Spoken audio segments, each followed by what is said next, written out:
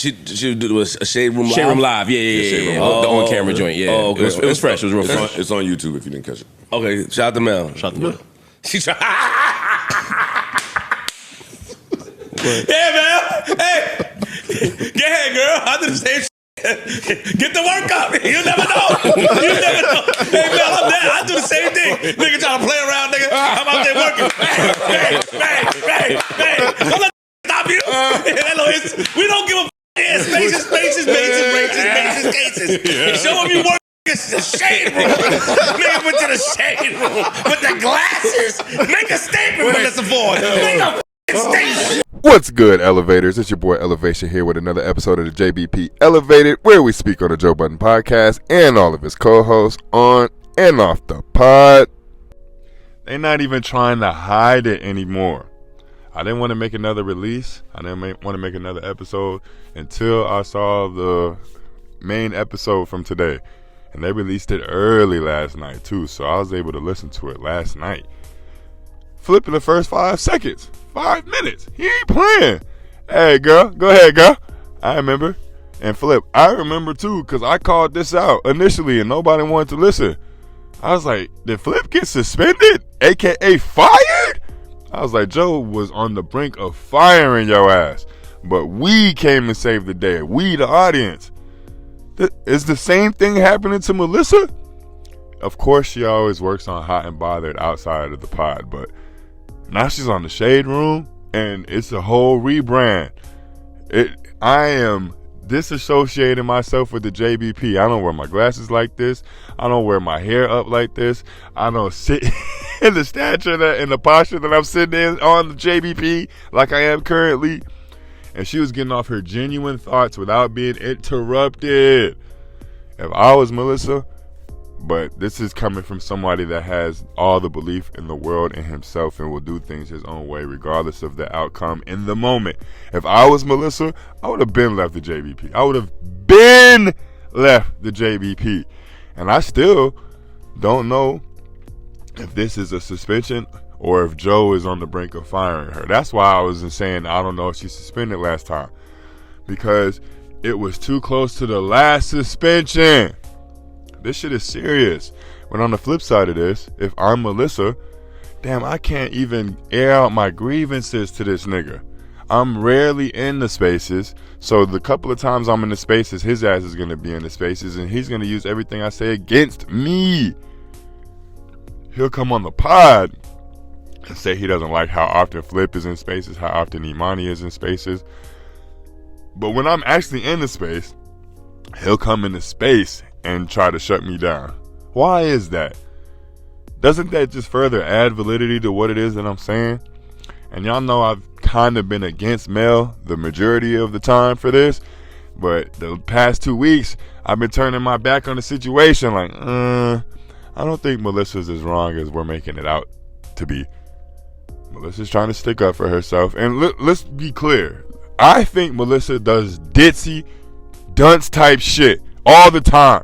She falls into the narratives instead of using these narratives to her advantage by either, nigga, this is not me, or playing fully into it, one or the other.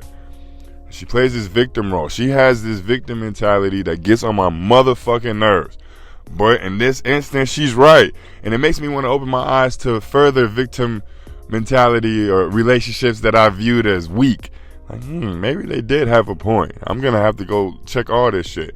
Because Joe knows what he's doing. He knows he's fumbling every movement with Melyssa. He knows if he suspends her indefinitely, that's the word they like to use. He knows if he suspends her indefinitely, she has to scrape up bread. Sorry, Melyssa, this is not me clowning. This is just me saying some real shit. Listen, all be clear here. Remember when Melyssa moved from LA to New York? That's one expensive place to another. That basically told us that Joe was paying her enough to fly her across the country. She hasn't had any work that has usurped Joe's yet. So if Joe is constantly telling her she can't work or she can't come to work, what is that doing to Melyssa and her livelihood? What is that doing to Melyssa and her mental? Flip went through this already, and he had his own platform and still was putting out 3 times the amount of work that he did when he was on the JBP. This is a thing. This is I don't want to say this word because they're using it a lot with Shannon, but this is a kink. Joe gets off on this. I can do whatever I want at will, and these niggas just have to follow my lead. And I'm not saying the Shade Room is going to be a big-ass exploit for Melyssa, but I also find it funny that Mark is the one that brought it up. Either one or two things happen.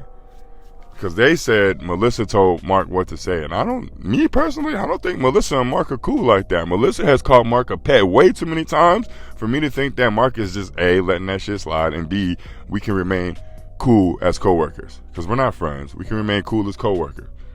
I think Mark was getting a shot off. He's been doing that a lot lately. He was getting a shot off at her. He was clowning her. And Mark has a program of his own in which he just had Imani on said program. Why wouldn't he have Melyssa on there? She has a bigger name and face. I'm going to make a whole another video about that, though. This, to me, is very, very telling. Mark is on his teacher's pet shit. Every time she says that about Mark, she's right. He's doing whatever it takes to be seen as the best in the teacher, a.k.a. Joe's eyes. And this ain't hate. Even if y'all classify it as hate, I really don't care at this point.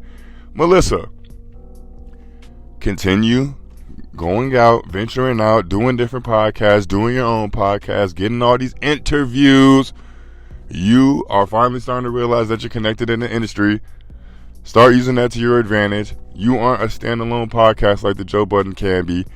You can follow the mode of the $1 million worth of game, the MEO, the Drink Champs, all the podcast-based interviews. You could take that mode. And you might be able to get some guys to open up more because a lot of guys still fantasize about Melyssa for some reason. I would take advantage of this quote-unquote suspension, firing, sabbatical, whatever Joe is calling it this time. I'm taking advantage if I'm you. I'm not coming back because a lot of the success of the JBP, if I'm Melyssa speaking, a lot of the success is hinged off of me, the dogpiling, the notoriety I brought just by being here, just my presence. And y'all be laughing every time I say that shit. That's a real thing. Just my presence is enough. I'm really one of them. I'm that stature. Why do you think and she should be able to show it on her interviews. I just don't want her to make it mental or health focused. You have the power and the control to get all these people in the room, and then you could talk about whatever it is that you want. And I would add that little mental health shit as a snippet. That's just me. But what I wouldn't do is allow Joe to keep playing in my motherfucking face like this. And it does seem like Joe is playing musical chairs with the cast finally, because that's initially why he said he brought Mark on, so everybody could get a break. I'm starting to see that with Flip, with Ice, with Ish. Like, they getting their break days. But I was never going to put that on Melyssa, and now it's clear as day. They don't give a fuck. They don't give a fuck about her presence. And Flip couldn't wait to get that shit out because it happened to him. I keep telling y'all, Flip is the linchpin. Joe tries everything with Flip first. I remember telling her a couple of weeks ago, Joe told Flip to come and say that shit that he wasn't getting paid every time he wasn't there. Meaning, y'all will no longer be getting paid suspensions. And he said that for Melyssa to hear. I guarantee it. I'm telling y'all something. So if I'm Melyssa, I'm no longer going to continue to play these games. I'm not going to fall in line. I'm not going to let these niggas check me, dogpile me, none of that shit. Nope. No. And now, Parks is becoming the main Parks is becoming the main face and voice on the pod. I know he's been there since its inception. Not really, but you know what I mean. But now he's starting to get a bigger role, a bigger voice, and a bigger face. They put Parks on that main couch for a reason. They did that for a reason. And we watching this shit happen right in front of our faces. Melyssa, you're watching this shit happen right in front of your face. Stop letting this motherfucker play with you, man. Ta-da! Because the reason I'm not doing anything or siding with Joe at this moment is because everything's going down exactly how Joe wants. But what's ironic to me is the coverage that they're giving to Shannon Sharpe and his little 19-year-old situation was another story for another fucking day. The same shit is happening to Joe. The same shit. Just not anything sexually oriented, I hope. But the 19-year-old in my eyes is Melyssa. So hopefully y'all come back and start showing these brothers a little bit more couth instead of just throwing them under the bus and, oh, I can't believe they did this, that, and the third. Because that bitch was building up a case from 2023 from the day she initially met Shannon. Who's to say the same thing's not happening with you and Melyssa? And y'all know how much I've been hinting on that shit. So be careful, sir. Tread lightly, because you just want the bitch to quit. You want the bitch to leave. You don't want nothing to do with her. But the way you go about doing it, it's going to be very, very, very, very, very telling. Very telling.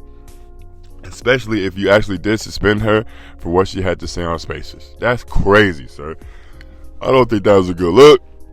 Hopefully you're in the process of quote-unquote firing her, or, like I said, suspending her indefinitely to the point where she doesn't know when she's going to get another check and she leaves on her own volition. It's a dirty game that you're playing, sir, but I see right through it.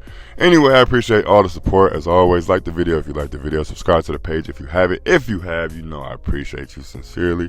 Let's get them comments up in there. Gauge, man. Let's have a conversation. Till later today. Y'all be safe out here. Peace.